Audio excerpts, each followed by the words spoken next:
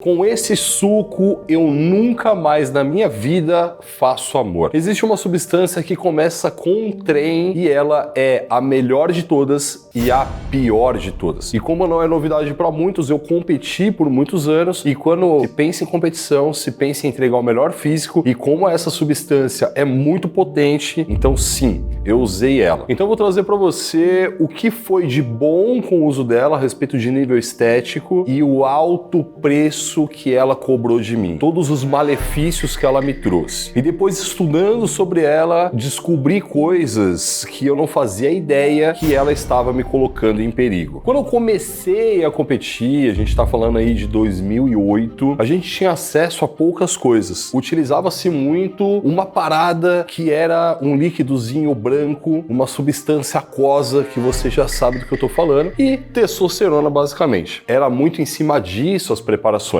Muito bem, as coisas foram passando, eu fui tendo acesso a outras substâncias e aí chegou o momento que eu cheguei nessa danada que é a tal da Tren. Quando eu comecei a usar ela, propagandas ótimas giraram em torno. Puta, meu, você vai ficar com o físico mais denso, você vai ficar com o físico mais seco, a sua hipertrofia vai aumentar muito, só coisas maravilhosas, né? E quando eu comecei a usar, eu comecei a sentir muita força, comecei a sentir uma densidade muscular muito grande, vascularizado pra caramba. Entendi depois de um tempo que o poder dela de queimar gordura é gigante e ela é uma das substâncias mais potentes a nível de hipertrofia. E sim, ela entrega tudo isso, mas ela cobra caro. No começo eu usava, sentia todos esses efeitos positivos, vamos dizer assim. Um atleta em preparação, ele foca única e exclusivamente no campeonato, ou seja, estava me dando o resultado que eu queria. Uma preparação, duas preparações, três, um ano, 2 anos, 3 anos. E aí chegou um momento, eu comecei a perceber uma coisa estranha dentro de casa. Na época eu era casado, e quando eu falava pra minha esposa na época que eu ia voltar a me preparar, que eu tinha um campeonato ali no calendário, ela não gostava, ela não me apoiava e ela achava péssimo tudo aquilo. Não entendia muito bem,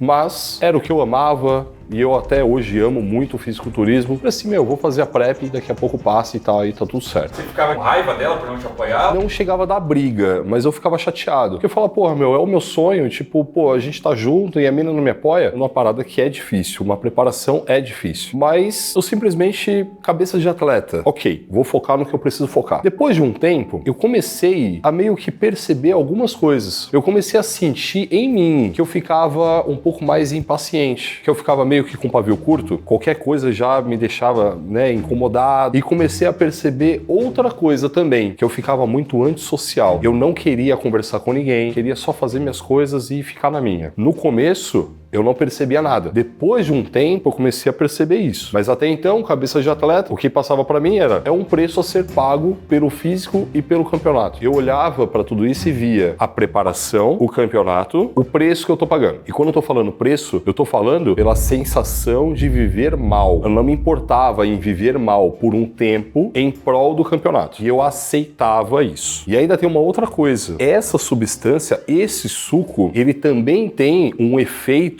que é muito ruim, que é a tal da sudorese noturna. Tinha noites que eu acordava ensopado, acordava por conta disso. Ainda tinha um impacto no sono ali. Nesse período que você se preparava, você não era feliz? Zero. Eu simplesmente fazia tudo o que precisava fazer e passava um dia após o outro a chegar no campeonato. O tempo se passou, comecei a perceber com cada vez mais intensidade o quanto que isso impactava não só dentro de casa, porque na época minha esposa não me apoiava, mas como que impactava da parte de fora. Não fazia amigos, não queria nenhum tipo de conversa, mas tem um outro ponto. Eu já era personal. Eu dependia do personal para sustentar minha família. Isso começou a impactar negativamente em minhas aulas. Isso foi uma coisa que eu comecei a sentir e me incomodou. Depois de um tempo, a ficha me caiu que quando eu começava a me preparar, eu perdia alunos. Quando eu não estava me preparando, eu conquistava alunos. Ou seja, quando eu começava a me preparar, o que acontecia com o meu faturamento? Ele baixava. E quando eu parava,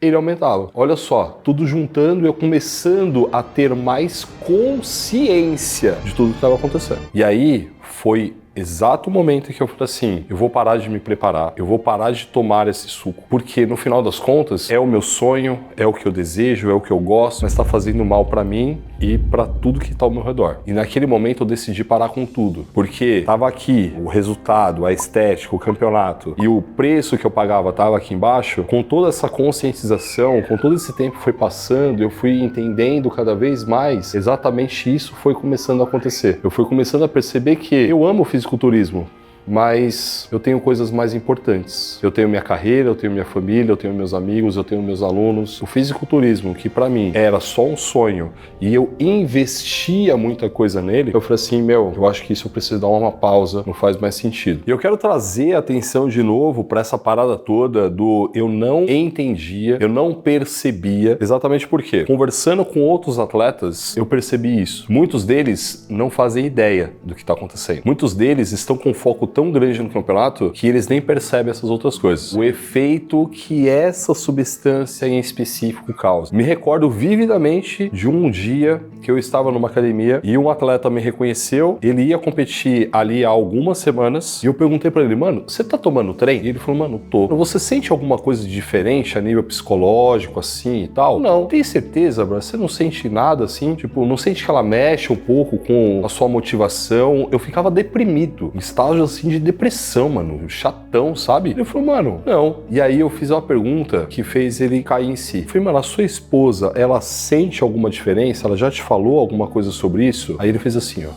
Puta, já falou. Quem é, brother?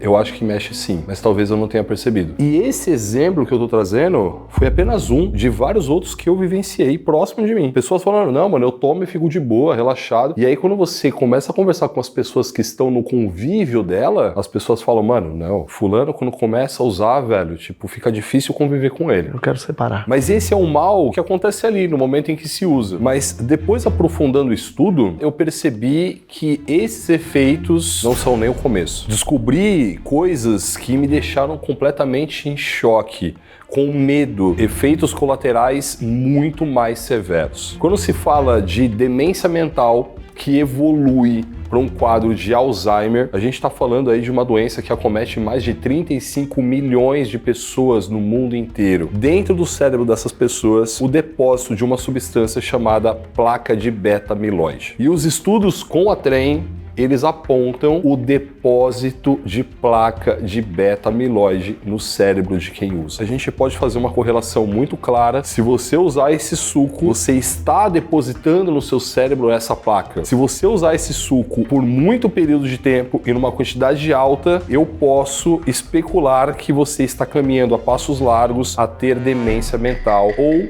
você evoluir para um quadro de Alzheimer. Quando a gente pensa na farmacocinética, a gente vai sempre pensar da seguinte forma: uma substância que dá muito resultado, ela vai também te dar muitos efeitos colaterais. Eu decidi que nunca mais coloco essa substância no meu corpo. Se você está pensando em usar, pensa bem, o preço é muito alto. Você que usa, talvez não perceba, começa a analisar um pouco mais a fundo como é que estão aí os seus dias e as relações pessoais. Se você usa, já percebeu e não consegue parar de usar, porque isso acontece muito, atletas acabam desenvolvendo uma dependência psicológica. Começa a pesar um pouco mais quais são as coisas mais importantes da sua vida.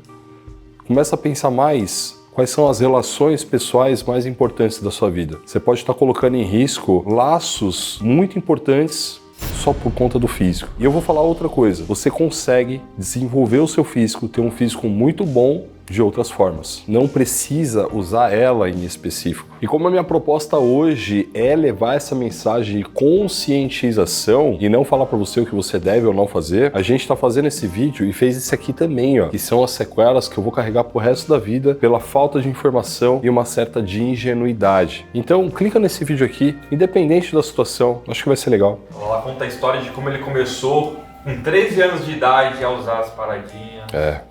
Infelizmente.